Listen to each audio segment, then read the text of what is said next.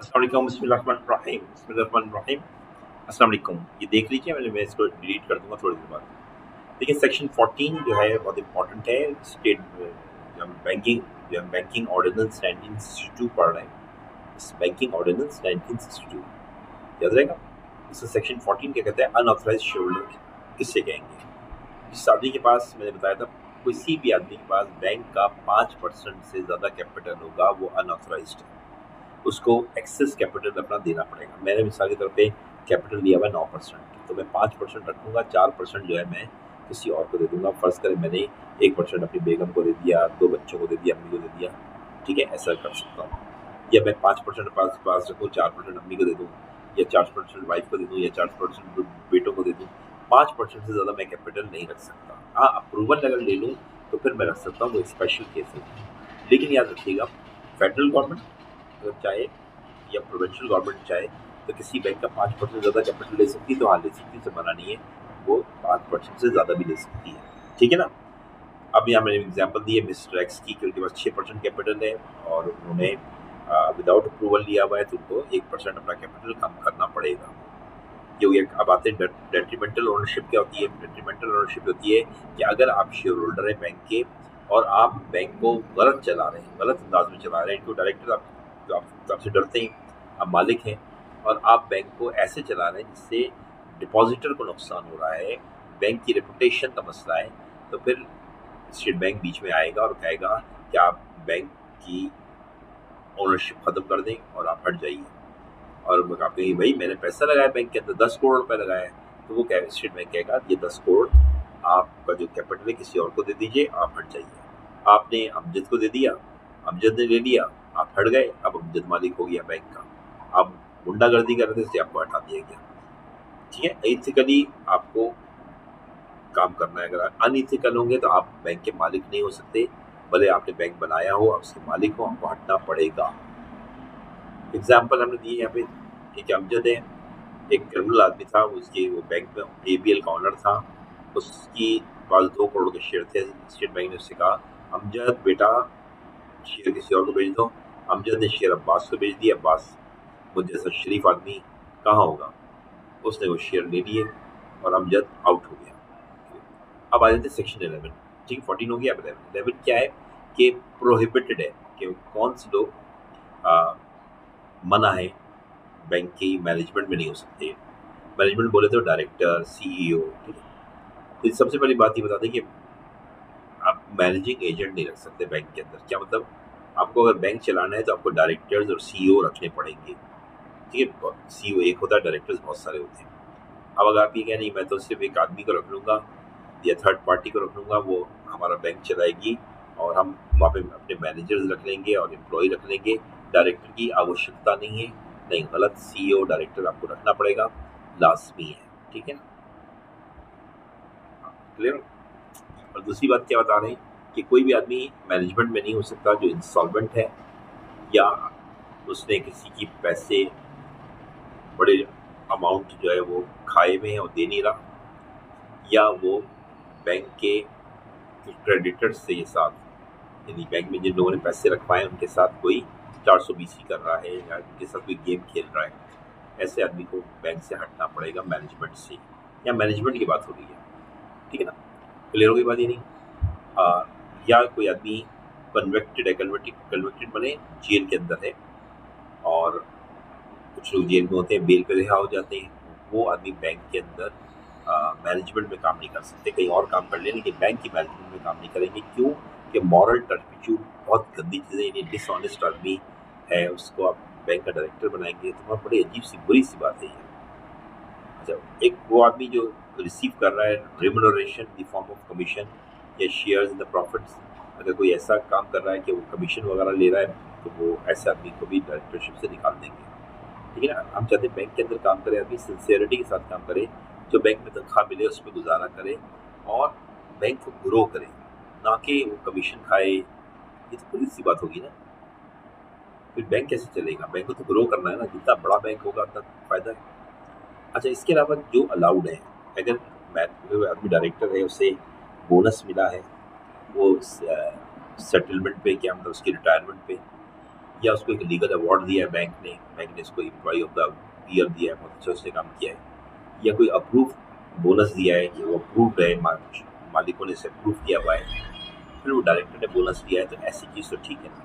तब बैंकों में बोनस देते हैं डायरेक्टर, हाँ तो ठीक है, अप्रूव्ड है ना।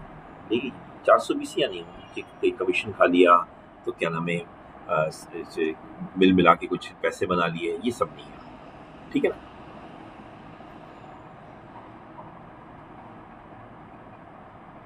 ठीक है ना।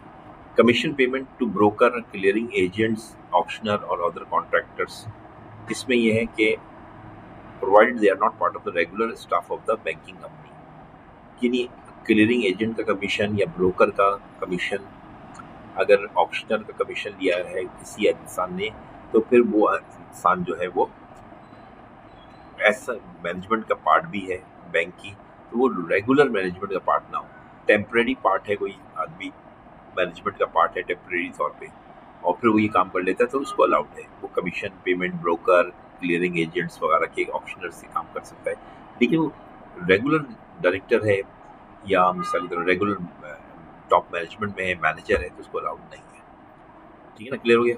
अच्छा, मैनेजमेंट रिस्ट्रिक्शन क्या है? मैनेजमेंट रिस्ट्रिक्शन फॉर बैंकिंग क्या है? Banking company should not be manage by any person, किसी भी ऐसे आदमी से मैनेज नहीं कराई जाएगी, यानी कंपनी का डायरेक्टर नहीं होगा जो कि क्या नाम है किसी और कंपनी में भी डायरेक्टर है। सर कि मैं यूबीएल में भी डायरेक्टर हूँ, जब मैंने लिखा हुआ है एबीसी जो है वो नीचे देखें एग्जाम्पल, एबीसी नीचे देखिए, सबसे नीचे देखिए एबीसी क्या है, एबीएल बैंक की सब्सिडरी है, और अमजद जो है एबीएल में भी डायरेक्टर है और एबीसी कंपनी में भी डायरेक्टर है, तो ये ठीक है क्योंकि एबीसी जो है वो एबीएल का ही पार्ट है ना। लेकिन यहाँ लिखा है दूसरी सवाल में, दूसरी एग्जाम्पल में अमजद जो है वो पीएनजी कंपनी का डायरेक्टर है, तो ये अलाउड नहीं है क्योंकि वो यूबीएल और सॉरी एबीएल में डायरेक्टर है, तो वो पीएनजी तो एबीएल का पार्ट नहीं है, तो वो उसमें डायरेक्टर नहीं हो सकता। ठीक है।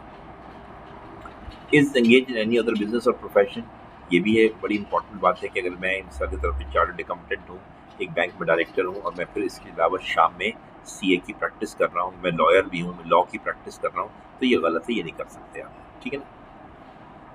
ठीक है, मैंने दिए एग्जाम्पल भी, ये भी देख लें कि क्या है कि एग्जाम्पल ये भी आ सकती है कि एक्सवाईजी कंपनी, इसमें जावेद की बीवी का मालिक है। कंपनी किसकी? जावेद की बीवी की है, भाभी की कंपनी है। जावेद क्या करता है कि एबीएल में डायरेक्टर है, वो क्या करता है एबीएल का कॉन्ट्रैक्ट करवा देता है, 30 करोड़ का सामान खरीद देता है, किससे? जहाँ जावेद की बीवी मालिक है। तो ये अलाउड नहीं है, क्यों? ये 30 करोड़ तो जावेद के घर जाएगा ना, फिर ये बीवी तो जावेद के घर में रहती है, तो ये गलत बात है कि इसे चाहिए जावेद को इलेक्ट्रॉनिक का सामान उस दुकान से ना खरीदे जहाँ वो उसकी बीवी है, किसी और दुकान से खरीदे। समझ में आया? आप कहीं नहीं, जावेद की बीवी की दुकान में माल अच्छा है भाई, जो भी है, लेकिन जावेद को चाहिए कि ना करें, हम उंगलियां उठेंगी, और लॉ भी मना कर रहा है। Hold a management contract 5 years, कोई भी कॉन्ट्रैक्ट अगर कोई डायरेक्टर करता है किसी से भी, तो 5 साल तक का कॉन्ट्रैक्ट कर सकता है, अगर 5 साल से ज़्यादा करेगा तो नहीं कर सकता। एग्जाम्पल में असद से क्या हुआ, असद साहब जो हैं वो, उन्होंने कॉन्ट्रैक्ट किया, वो यूबीएल के डायरेक्टर थे, उन्होंने कॉन्ट्रैक्ट कर लिया आउटसाइडर से 10 साल का, तो ये गलत है। 10 साल का नहीं कर सकते, 5 साल का कर सकते हैं। तो वो कहते हैं मैं 10 साल का करना चाहता हूँ, तो फिर उसके लिए ज़रूरी है कि क्या करे वो, असद, हमने जावेद गलत लिख दिया, असद को चाहिए कि असद ये करे कि 5 साल का कॉन्ट्रैक्ट कर ले किसी से, और फिर ख़त्म हो जाए वो कॉन्ट्रैक्ट, तो फिर वो 5 साल का मजीद कॉन्ट्रैक्ट कर ले उसी आदमी से, लेकिन अपने दूसरे डायरेक्टर्स जो हैं उनकी अप्रूवल के बाद। कंपनी में बैंक में एक डायरेक्टर तो नहीं होता ना, सिर्फ असद डायरेक्टर है, और भी डायरेक्टर होंगे। डायरेक्टर में जावेद है, मिसाल के तौर पर इमरान है, मुदस्सर है, मोहसिन है, सरफराज है, ये सब डायरेक्टर हैं। तो असद ने डायरेक्ट कॉन्ट्रैक्ट कर लिया किसी से 5 साल का, अब दूसरा कॉन्ट्रैक्ट करेगा उसी आदमी से, तो वो फिर अब असद, सरफराज, मोहसिन, मुदस्सर, जावेद, इमरान से पूछेगा, अप्रूवल लेगा। ठीक है ना। अच्छा, ये जो रिस्ट्रिक्शन जो है वो याद रखिएगा, वो हर डायरेक्टर पे नहीं है। अगर वो मैनेजिंग डायरेक्टर है, यानी असद अगर मैनेजिंग डायरेक्टर है तो इसकी बात होती है। आप एक डायरेक्टर और मैनेजिंग डायरेक्टर में क्या फ़र्क होता है? तो सीईओ को मैनेजिंग डायरेक्टर कहते हैं, ये समझ लें, सीईओ को मैनेजिंग डायरेक्टर कहते हैं। ठीक है। Removal of unit unfit person by state bank, अगर कोई सीएमसी पोजीशन, सीएमसी माने चेयरमैन, सी सीडीएम होगा, सीडीएम अगर कोई मिसाल के तौर पे चेयरमैन है, डायरेक्टर है या मैनेजर है या सीईओ है, सीडीएमसी या क्या है, सीईओ है, ठीक है ना। तो अगर ये पोजीशन है उसकी, तो उसके पे कुछ पाबंदियां हैं। क्या पाबंदियां देखते हैं इसकी। पाबंदियां ये हैं कि वो उसका निकाल दिया जाएगा उसको अगर उसने कोई भी ऐसा काम किया जो बैंक के फायदे के खिलाफ है, बैंक के फायदे में नहीं है, नुकसान में है। तो वो उसको, अगर वो फिर भी वो काम कर रहा है, मिसाल के तौर पे अगर मिसाल के तौर पे एक आदमी को लोन देना है बैंक से और वो आदमी फ्रॉड है, आपको पता है ये पैसे लेके भाग जाएगा, डायरेक्टर ने फिर भी उसको उस आदमी को पैसे दे दिए, तो उसने क्या किया, बैंक का नुकसान किया ना। जैसे आदमी को निकाल दिया जाएगा कि बैंक के इंटरेस्ट के खिलाफ नहीं जाना है, इसी तरह डिपॉजिटर के इंटरेस्ट के खिलाफ नहीं जाना है, बैंकिंग सिस्टम की ग्रोथ के खिलाफ या स्टेबिलिटी के खिलाफ नहीं जाना है। कोई भी आपने एक्शन ऐसा किया तो आपको निकाल दिया जाएगा, आप डायरेक्टर से दोबारा रोड पर आ जाएंगे, ठीक है, बेकारी हो जाएंगे। Ban on future banking employment, जो आप याद रखिएगा, ये भी हो सकता है कि अगर आपने कोई ऐसी गलत हरकत की तो आपको बैन कर दिया जाए आने वाले 5 साल तक। हो सकता है एक दिन के लिए मना किया जाए, एक दिन से लेकर 5 साल तक आपको मना किया जा सकता है कि आप आइंदा बैंक में काम नहीं करेंगे। 6 साल बाद कर सकते हैं आप, 6 साल बाद मना नहीं है, 5 साल तक रोका जा सकता है, एक दिन से लेके 5 साल तक, ठीक है ना। रिस्ट्रिक्शन कितनी है, up to 5 years. Up to 5 year का मतलब क्या है, क्या मतलब है, 1 डे टू 5 ईयर्स, ठीक है ना, ये याद रहेगा, 1 डे टू 5 ईयर्स याद रहेगा, ये है 1 डे टू 5 ईयर्स तक। 6 साल की रिस्ट्रिक्शन नहीं रह सकती, 5 साल से ऊपर एक दिन की नहीं। अगर आपने इनको निकाल दिया गया, आप 5.5 साल बाद काम कर सकते हैं, मना नहीं है, ठीक है। राइट टू रिप्रेजेंटेशन, वैसे 5 साल की बात बता रहा हूँ, इस 5 साल को मेरे ख्याल में फॉर एवर कर देना चाहिए। एक आदमी मैं समझता हूँ करप्ट है ना, वो करप्ट ही रहता है, सुधरता नहीं है। दौ को 5 साल शराफत की भी है दौ नहीं, मैं तो कहता निकाल फॉर एवर, फ्रॉड ही रहता है। अच्छा, अब आ जाए concept right to representation. State Bank must allow the concern person to defend himself before issuing the removal order. याद रखिए, राइट टू रिप्रेजेंटेशन का मतलब है किसी आदमी को भी निकाला जाएगा 1 से 5 साल तक के लिए, उसको मौका दिया जाएगा कि वो अपनी सफाई पेश करे। अगर वो सफाई पेश नहीं कर पाता तो फिर उसको निकाला जाएगा। यानी लॉ में इंसान जस्टिस होता है, यानी कि स्टेट बैंक ने एक ऑर्डर दिया, आपने निकाल दिया, हो सकता है उस पर इल्ज़ाम हो, झूठा इल्ज़ाम हो, ठीक है ना, ऐसे भी हो सकता है। Clear. Finality of SBP decision क्या है, any decision or order issued by State Bank of Pakistan, this section is final or cannot be challenged। तो क्या है कि आप उसको चैलेंज नहीं कर सकते, अगर एसबीपी ने आपको निकाल दिया है तो आप उसको कोर्ट में जाके चैलेंज नहीं कर सकते। आप एसबीपी के जाके आप बता सकते हैं कि भाई आप गलत कर रहे हैं, देखिए अपने सबूत देने हैं, आपको एसबीपी को दें, कोर्ट में नहीं जाएंगे आप, क्योंकि एसबीपी ने ऑर्डर दे दिया, फाइनल है। तो यहाँ पे कोर्ट के इख्तियारात को कम कर दिया गया, कोर्ट को मना कर दिया, कोर्ट नहीं जा सकते।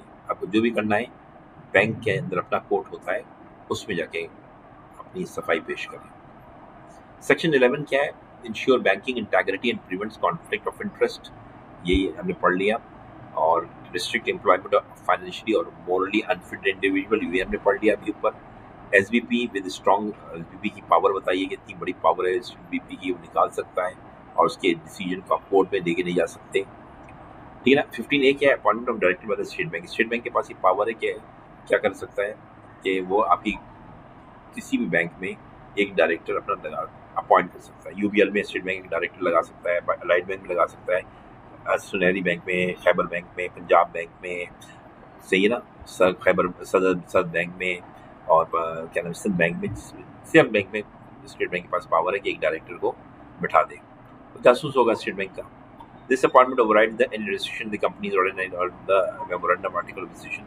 तो ये जो है कि मिसाल की तरफ पे इसकी अपॉइंटमेंट जो है वो कंपनीज एक्ट के अंदर जो कुछ लिखा हुआ है वो उसको ओवरराइड कर देंगे। कंपनीज एक्ट में लिखा हुआ है कि मिसाल की तरफ पे ये डायरेक्टर्स के मुताबिक अगर कुछ कहा हुआ है तो, या मेमोरेंडम और आर्टिकल में कुछ कहा हुआ है कि हमने मेमोरेंडम लिखा है हमारे डायरेक्टर जो है 10 से ज़्यादा नहीं होंगे, तो इसकी कोई हैसियत नहीं। इवन कंपनी एक्ट ने अगर कुछ कहा हुआ है तो भी हैसियत नहीं है।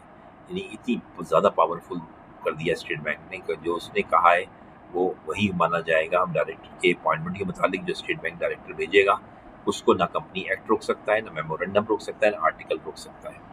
The appointment does not need to hold qualification share, और अपॉइंटमेंट के लिए ज़रूरी नहीं कि उसके पास क्वालिफिकेशन शेयर्स हो। क्वालिफिकेशन शेयर्स क्या होते हैं? जब कोई डायरेक्टर बनता है ना तो उसको वक्ती तौर पे कुछ शेयर्स दे दी जाते हैं, टेम्परेरी, उसे कहते हैं क्वालिफिकेशन शेयर्स। और जब वो डायरेक्टरशिप छोड़ता है तो वो शेयर वापस कर देता है। मैं जब कैसबिट में था मुझे क्वालिफिकेशन शेयर्स दिए थे, मैं कैसबिट का डायरेक्टर था, कैसबिट यूनिवर्सिटी का। जब मैंने छोड़ दी तो मैंने शेयर वापस कर दिए, ठीक है ना। बाकी क्या 15B क्या कहता है? Restriction on the term of office of director. क्या रिस्ट्रिक्शन है? ए डायरेक्टर एक्सक्लूडिंग द सीईओ, ये सीईओ को निकाल दिया। अगर सीईओ की बात नहीं कर रहे हैं, एक director or an SVP appointed director under Section 50 cannot hold office for more than 6 years consecutive years। मतलब एक डायरेक्टर जो है कंपनी में 6 साल से ज़्यादा नहीं रहेगा, उसके बाद उसको उसकी रिप्लेसमेंट होगी या वो नया इलेक्शन लड़ेगा, जो भी होगा। If a director serves 6 years continuously, he must step down. Exception: a break of less than 3 years in the office does not reset the 6-year count। ठीक है ना। तो अगर break of less than 3 years का उसने break लिया है, मेरी बात समझ रहे हैं?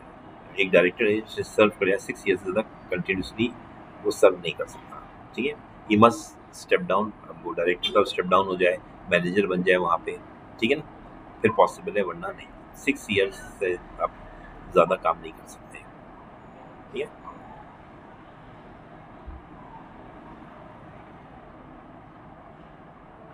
अच्छा, अब आ जाए re election. A director who vacates office can not be reelected unless 3 years have been pass since their removal.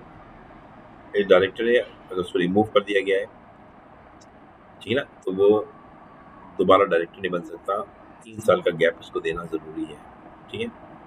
Temporary exception: या director must vacate office but can continue for 6 months after the enactment of the banking amendment. ये आपके काम का नहीं है, ये काम का है कि अगर एक डायरेक्टर ने का ऑफिस से हटा दिया गया है किसी भी वजह से, तब तक उसके जब तक उसको कोई नया दूसरा जो डायरेक्टर नहीं अपॉइंट होता, तो अगर उसके ऊपर एलिगेशन सॉफ्ट हैं तो उसको डायरेक्टर कंटिन्यू करेगा, और जब उसका नया आ जाएगा डायरेक्टर तो फिर वो छोड़ देगा, ठीक है ना।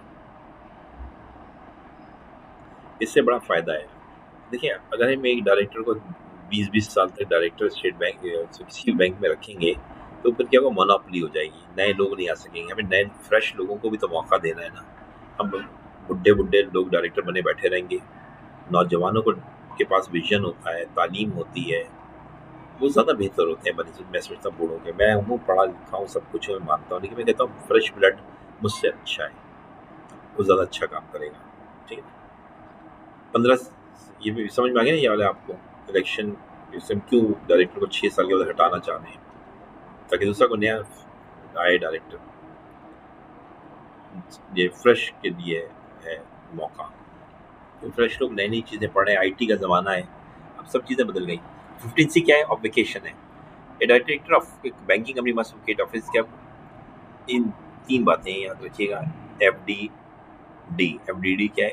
F से क्या है? फेल टू पे एनी लोन, अपना लोन वापस नहीं कर पा रहा, एडवांस वापस नहीं कर पा रहा, इंस्टॉलमेंट लोन लिया हुआ इंस्टॉलमेंट अदा नहीं कर पा रहा, और interest to the banking company. और बैंकिंग कंपनी को जो सूद देना है, अक्सर लोग क्या करते हैं, डायरेक्टर बनने के बाद बैंक से लोन लेके घर खरीद लेते हैं, गाड़ी खरीद लेते हैं, और फिर वो किस्तें देते रहते हैं। तो वो किस्तें अगर नहीं दे पा रहा है तो फिर उसको डायरेक्टरशिप से निकाल देंगे, या ही डिफॉल्ट ऑन एनी गारंटी और commitment made in writing to the bank.